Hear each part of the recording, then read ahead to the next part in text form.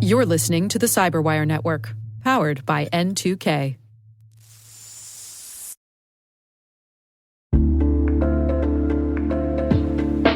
And now, a word from our sponsor, Mimecast. You're wondering if you need more email and collaboration security. Because, as it turns out, just protecting your workspace with M365 isn't good enough. You just watched your entire company grind to a screeching halt, all because someone opened a phishing email. Next time, don't rely on one-size-fits-all security. Protect your inbox with Mimecast and diversify your security stack. For a free trial, go to mimecast.com and keep your business from, falling apart.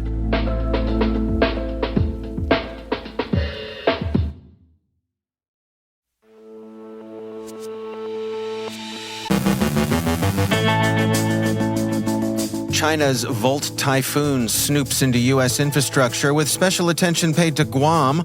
Iranian cybercriminals are seen conducting ops against Israeli targets.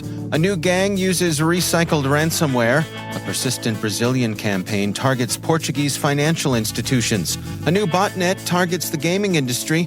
Phishing attempts impersonate OpenAI. Pro-Russian geolocation graffiti. Andrea Little Limbago from Interos addresses the policy implications of ChatGPT. Our guest is Jon Check from Raytheon Intelligence Space on cybersecurity and workforce strategy for the space community. And KillNet says no to slacker hackers.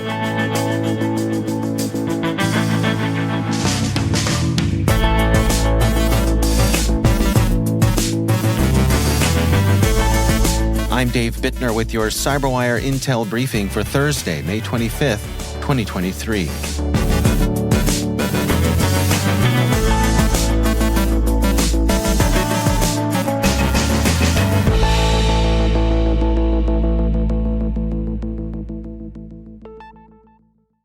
A joint advisory from all Five Eyes reports a major Chinese cyber espionage operation that has succeeded in penetrating a wide range of U.S. critical infrastructure sectors.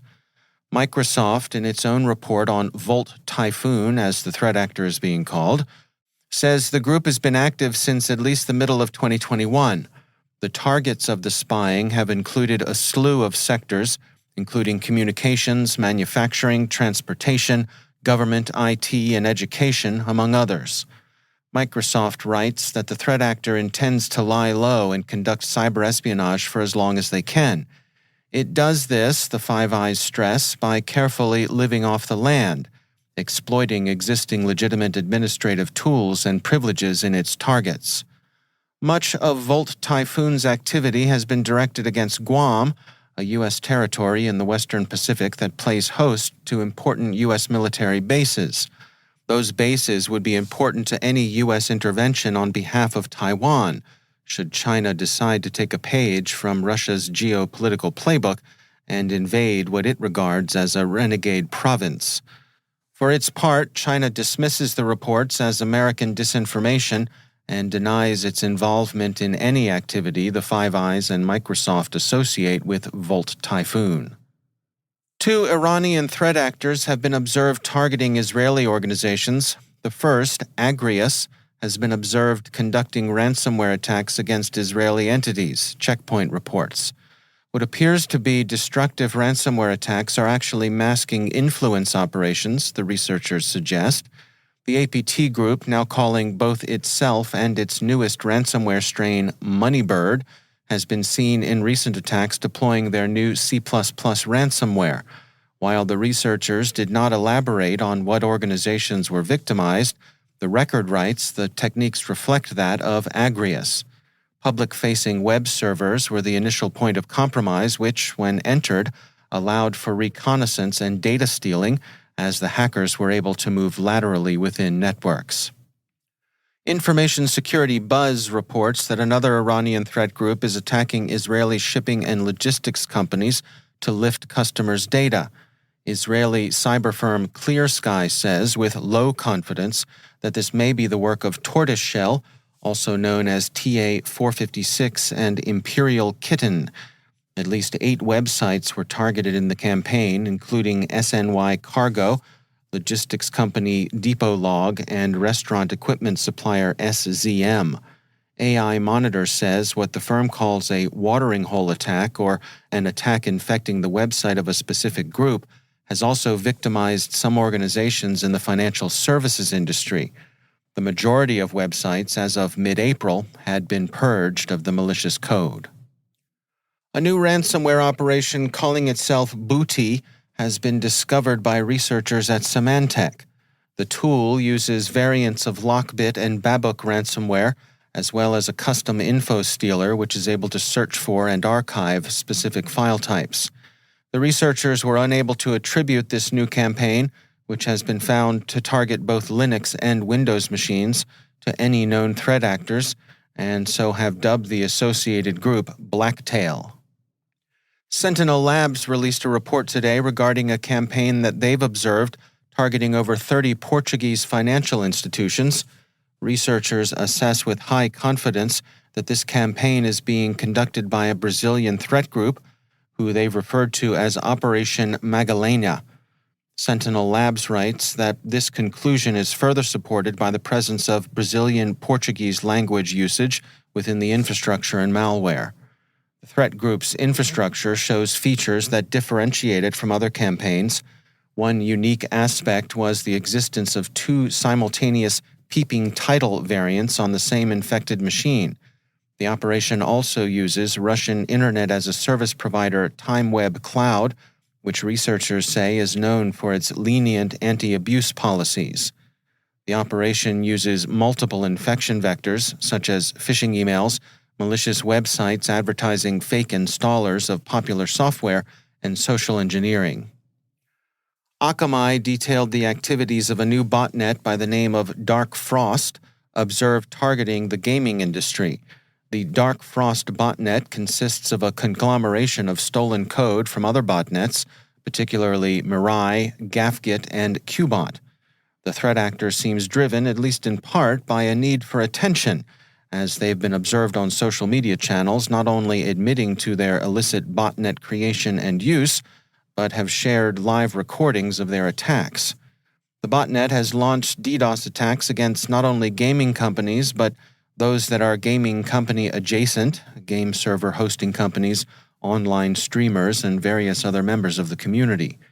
While the malware was unsophisticated, it was capable of significant damage. With an ever-growing amount of source code from existing malware strains readily available, as well as access to AI code generation, threat actors are seeing a significantly lower bar to entry. Inky has detailed a new phishing attack that impersonates ChatGPT creator OpenAI for credential harvesting. The threat actors are using a multitude of techniques in this brand impersonation phishing attack, including spoofing, dynamic redirection, and utilizing malicious links.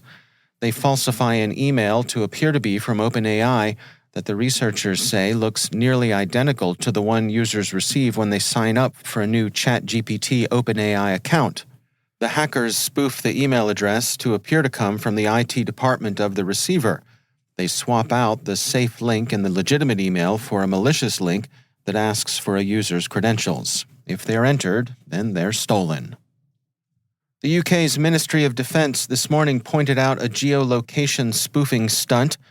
They wrote that analysis by GeoLect indicates that since the 14th of May 2023, commercial vessels' automatic identification system data has been remotely spoofed to create the impression of a 65-kilometer-long Russian pro-war Z symbol on the Black Sea, visible on open-source tracking software. The tracks reportedly show the vessel's speeds as upward of the rather implausible 102 knots, or just under 120 miles per hour, adding further evidence that the reports were fake. Spoofing AIS, which the Defense Ministry says is used to track vessels and ensure their safety, increases maritime accident risk. The ministry credits pro-Russian actors who likely conducted the spoofing as an information operation, potentially in an attempt to bolster Russian morale ahead of an anticipated Ukrainian counteroffensive. And finally, if you were wondering how things are in the world of cyber auxiliaries, privateers, and general no-goodniks, KillNet's boss spokesperson, KillMilk, this week announced that he was firing a bunch of his hacktivists. The Russian outlet Lenta.ru reports that KillNet participants cite clearing out groups from the gang that are insufficiently professionally contributing to attacks against the West. So, hacktivists, up your game or you're out.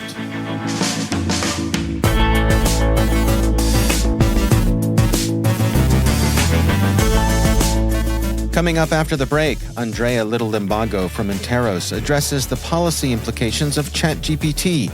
Our guest is Jon Check from Raytheon Intelligence Space on cybersecurity and workforce strategy for the space community. Stay with us.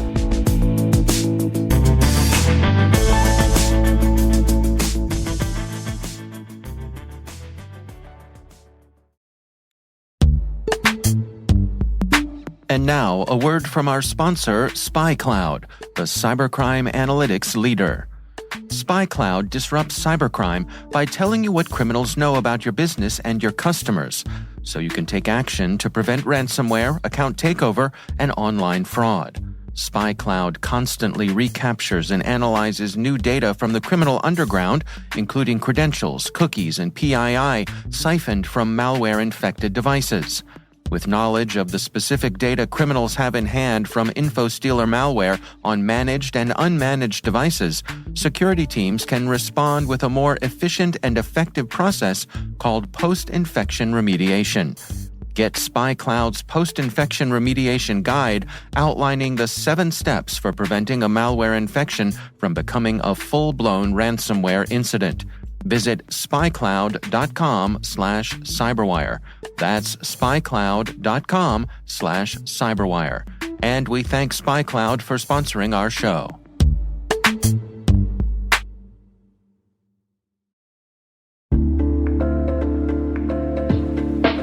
Never refactor your apps again. Never get locked into an IDP. Say goodbye to your old on-prem systems and identity-managed complexity. Now you can solve your biggest IAM problems with identity orchestration, even the messy ones you thought were unsolvable. Bring Strata any IAM use case, like modernizing legacy apps to use passwordless authentication, migrating from one IDP to another, or enabling identity operation resiliency. Strata's identity orchestration platform is designed to extend the value of your identity infrastructure, no matter the complexity or scale. What's more, Strata's software is lightweight and flexible, developer-friendly, and vendor-agnostic. Want to see it in action? Share your identity challenge with Strata on a discovery call, and they'll hook you up with a complimentary pair of AirPods Pro. Don't miss out. Visit strata.io/cyberwire. That's strata.io/cyberwire.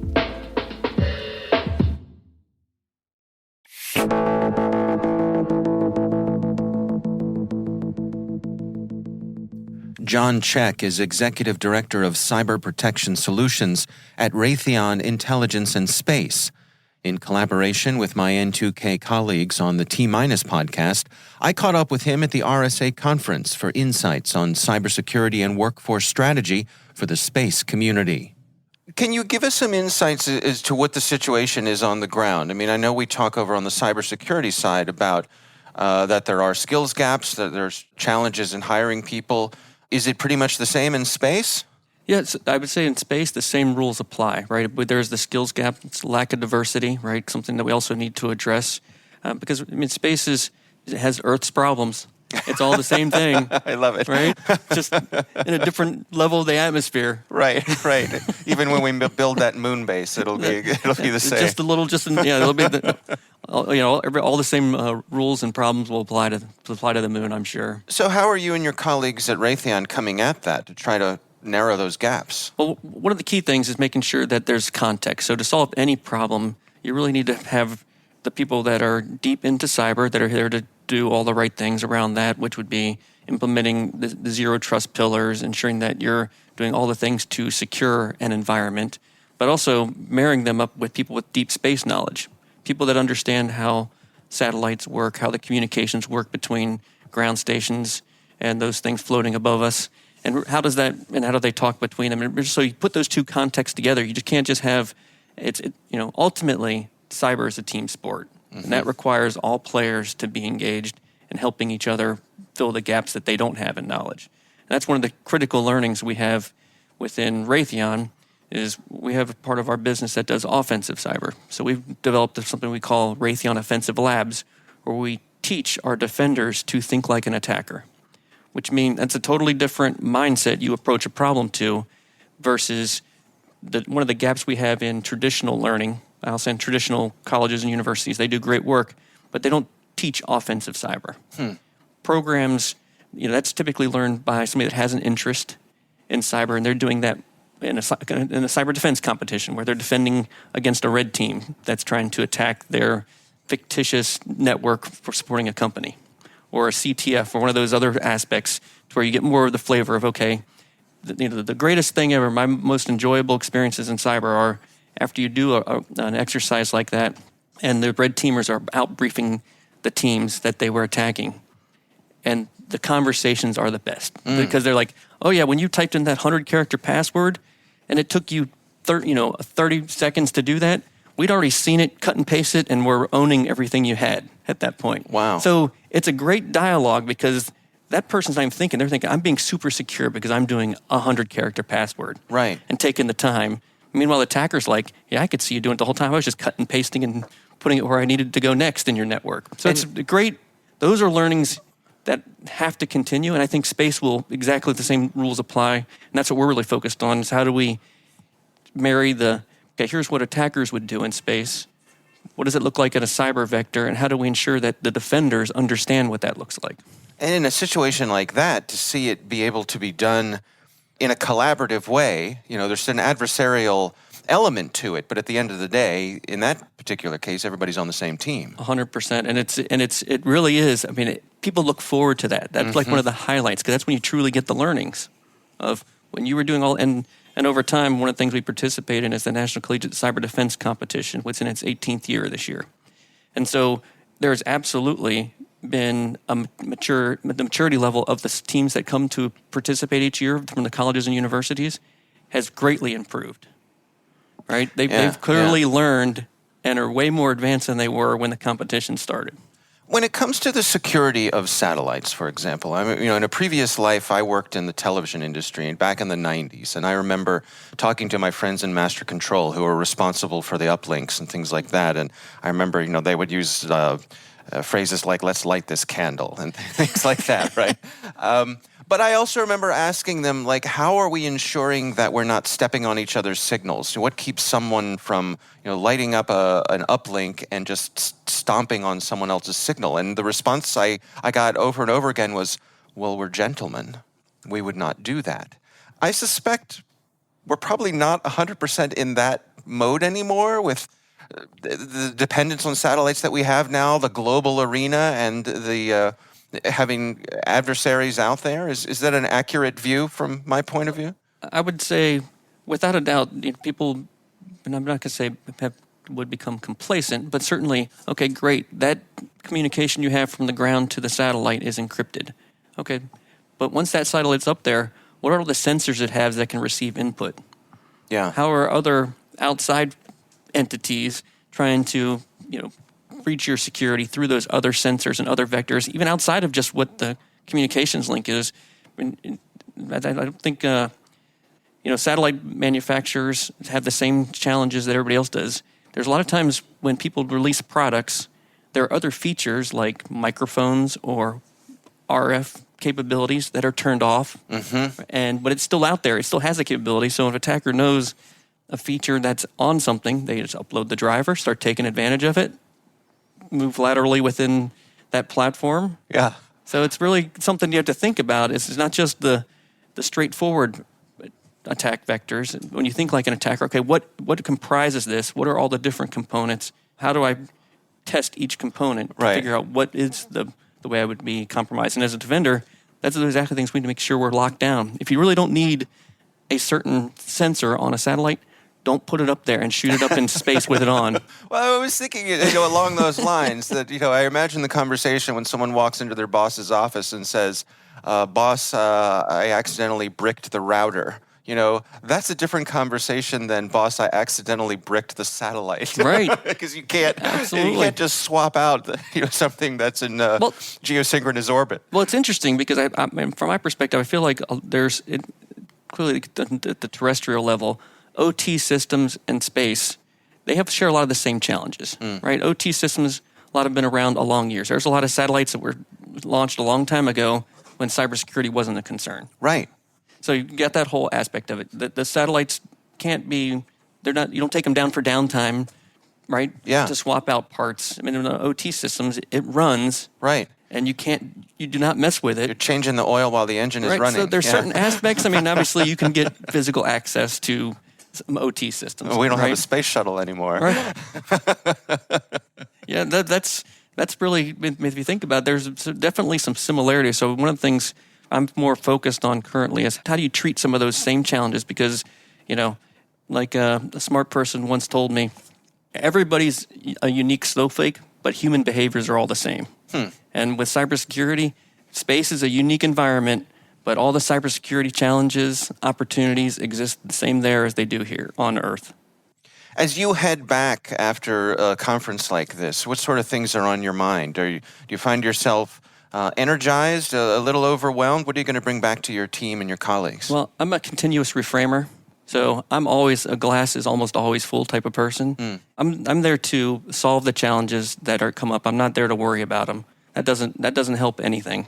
So one of the key things I'm going to take away from this conference is making sure the team knows we are making progress. There are good things that are happening, right? You can be overwhelmed by all the things that aren't good, but there's a lot of goodness that's coming out.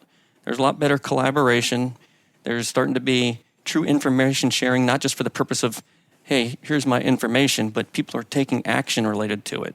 They're starting to really, we're getting through the formative stages. Maybe we're close to the end of the beginning to where we can really move on and truly start collaborating, because within cybersecurity, without a doubt, 100%, no one can defend on their own.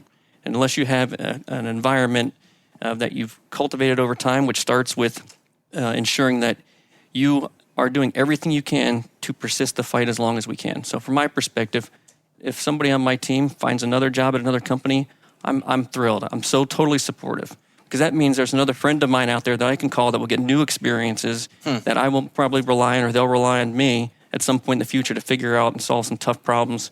And that's what, when you think about what's your goal of why you're doing things, that's where I really try to hone in on. I mean, my goal is to protect our way of life, point blank, and persist the fight. After when I'm long gone, sitting on a porch napping next to the cat that's also napping, I'll be sleeping soundly, because I know that there'll be a great next team focused on solving the cybersecurity problems of the day that will be way beyond the problems I experienced when I was doing it.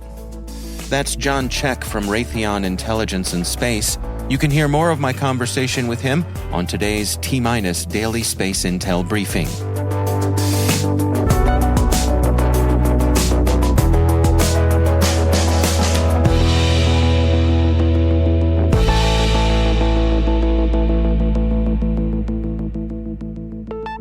And I am pleased to be joined once again by Andrea Little Limbago. She is Senior Vice President for Research and Analysis at Interos. Andrea, it's always great to have you back. ChatGPT has been in the news a lot, and I wanted to touch base with you about these language models and what we're seeing around the world responding to this when it comes to policy. Yeah, no, thanks, Dave. And it is, there's been great discussion about the technology, and there's been a lot of sort of fun discussions on what we can do as far as making emails sound like they were written by Shakespeare and so forth. And there obviously is some benefits going along with it, but there also is the negative side, where we do see aspects of encouraging hate speech, false information, and so forth. There's actually some new words that are being coined based upon this, hallucitations, because some of the citations created are fake that go along with it. And so it adds a lot of complexity that may say something is very valid, cite a Washington Post article, and turns out the article does not exist. So there's hallucitations that go along with that.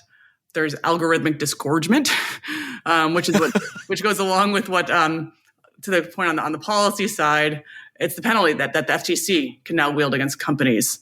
And so when they are using deceptive practices on how they obtain the data for that's required for training the algorithms. And so basically what they have been able to do, and this has been since Cambridge Analytica, so it's been not just in response to ChatGPT, but we're going to obviously see a growing usage of it, that companies need to erase those algorithms if they were using data without consent for training. That's probably one of the bigger aspects in the US is the FTC, and there's also an AI copyright lawsuit going on. It's the first class action lawsuit in the US against GitHub and some of the training and output of some of their work. But then even more globally, we're seeing Canada, Italy, Spain, and some EU working groups brought together to either review or block. Italy's taken the stance of trying to block the use of it. Spain just announced recently that they're reviewing now whether they want to be blocking it as well. And they're going to start bringing some coordination across the EU in that regard. Because some of the concerns over some of the false and negative information that can come from it, as well as the lack of consent required for some of the training. You can especially think about facial recognition. Is it trained without the consent of the people? But then also copyright infringement by training on articles that should be copyrighted. So there's a whole range there. And it's everything from sort of at that level to in Australia, there's a mayor who is suing because what the output of ChatGPT said for him was that he was a current mayor, that he was in jail when he was actually the whistleblower that put someone in jail. So just, not just, but there are things along those lines that continue to happen. There are, it's almost defamation suits where information about someone may be false. There's an example recently where one professor looked up other professor, basically asked, who are all the professors that had sexual harassment claims against them? And the list was not accurate. And so that can be really, as you can imagine, really harmful to someone if their name were to show up on that list and be taken as truth. So there's a lot of issues starting to go along with it. They're going to start, I think, imposing some guardrails going forward. And it's interesting that it's really been quite quick on the policy side, much faster than we've seen in some other areas.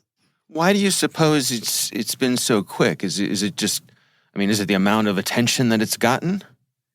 I think that helps with it. And then I think also just the accessibility of it. So if you think about it, kids are able to use it to help explore and write papers at this point. So it's very, the user experience goes along with them. That makes it very useful for anyone to be able to use. And I think that alone makes it much more omnipresent than something that would require someone to have a computer science PhD to leverage algorithms. So I think the usability really played a big role in it. I think that coupled with, there was a data breach that occurred a little while ago where some of the search history was leaked along with some payment information. I think that also added to it. The biggest probably impetus was the usability and how quickly it spread. Do we have any elections coming up where there's concern? Obviously the U.S. in 2024, but anything on a closer horizon where folks have raised an issue here that there's concerns? That's a good point. I think more broadly, there's just growing concern on all elections as far as deep fakes, then even voice mimicry, where it sounds like a politician saying something that they never actually said. And we are seeing, we saw a fair amount of that in the last presidential election, and there has been different aspects of that popping up across the globe. So that for sure is something to be concerned about. There were some instances in Nigeria over their recent election and some protests where a lot of disinformation was exposed that then led to ethnic conflict in the area. So it's a whole range, and some of that can be automated. And that's where when you get the connection of bots with disinformation to help it spread, it's again where some of the algorithms come in and really get to the widespread nature of it. Are you optimistic that there's going to be policy solutions to this? As you say, the response has been quick, which I suppose is refreshing and good, but is this something we're equipped to handle? I'm not sure. And that's where I think we're going to learn a lot over the next year for what may be working and what doesn't. Because on the one hand, it's interesting, for under Wassner at one point, which is preventing dual use technologies, there was a discussion on how to treat encryption and then a little bit of discussion on algorithms. And part of the pushback was, well, how do you ban math? And that does make it very hard. So I think there's going to be sort of that that tendency coupled with a tendency for, ideally more of a guardrail approach that basically helps provide guidance on how to properly get training data and consent and so forth, and that could actually help move forward quite well and progressive. I do worry about the all-out blocking and banning of it, because I do think that when you ban very capable technologies for some and not others, that then puts you at a disadvantage. So I think I'm optimistic that we can find ways to leverage generative AI in a way that can be beneficial and provide the force multiplying power that it could, while still protecting and preserving people's their profiles, the defamation, and help train it in a better way. But I think it's going to be a long ways to go. There's going to be a lot of trial and error. I think we'll see over the next few years. Yeah. All right. Well, Andrea Little Limbago, thanks for joining us.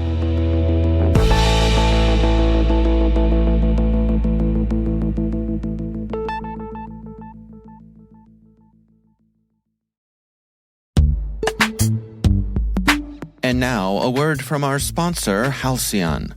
Ransomware is still one of the largest threats facing businesses in 2023.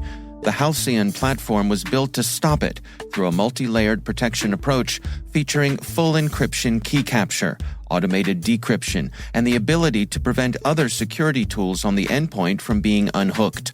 Learn more about how they're leveraging capsule network-based machine learning to reduce ransomware recovery times down to minutes by visiting halcyon.ai.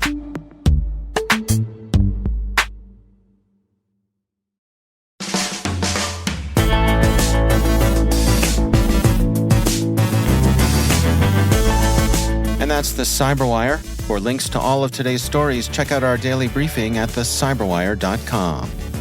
We're privileged that N2K and podcasts like the CyberWire are part of the daily intelligence routine of many of the influential leaders and operators in the public and private sector, as well as the critical security teams supporting the Fortune 500 and many of the world's preeminent intelligence and law enforcement agencies. N2K Strategic Workforce Intelligence optimizes the value of your biggest investment, your people. We make you smarter about your team while making your team smarter. Learn more at n2k.com. This episode was produced by Liz Irvin and senior producer Jennifer Iben. Our mixer is Trey Hester, with original music by Elliot Peltzman. The show was written by Rachel Gelfand. Our executive editor is Peter Kilpie, and I'm Dave Bittner. Thanks for listening. We'll see you back here tomorrow.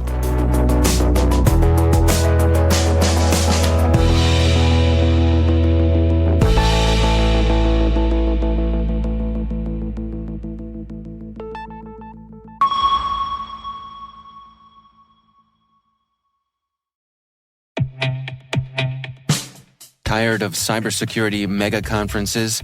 MWise is different. With a focused agenda and targeted problem solving, MWise is where security's best go to get better. From September 18th through the 20th in Washington, D.C., you'll join a special community of security's sharpest minds, hear perspectives you might not get anywhere else, and reach a new level of mastery that'll prepare you for what's next. Register early and save at mwise.mandiant.com/conf23. That's mwise.mandiant.com/conf23.